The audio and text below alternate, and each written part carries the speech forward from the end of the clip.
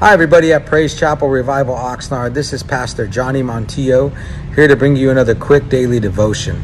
I wanted to speak to you briefly about focusing on the inside as opposed to the outside.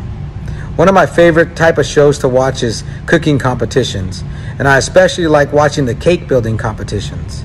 In one particular cake building competition I watched, the contestants were asked to build a 5-tier wedding cake. Some of them built elaborate looking wedding cakes that looked like they were too good even to eat. However, the second part of the competition involved a taste test where the judges would test the consistency, the overall taste, and how delicious in general the cake was. One of the judges cut into one of the elaborate cakes and took his first bite. Immediately, he spit out the cake in total disgust. And he said to the contestant, "This cake is totally undercooked, tastes gross, and even poses a health hazard." You see, I believe we can be like that cake sometimes. We look like we have it all together on the outside. We exude godliness on the outside, but inside we may be spiritually uncooked. The Pharisees in the time of Jesus encountered the same problem. And in Matthew 23:27-28, Jesus states this to them. He says, "Woe to you, teachers of the law, you and Pharisees, you hypocrites!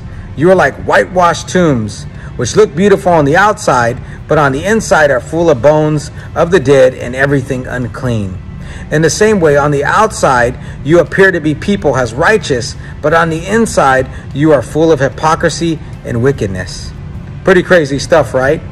You see, saints, the importance of it all is twofold. I believe we need to focus on the inner self as a priority rather than our outer self.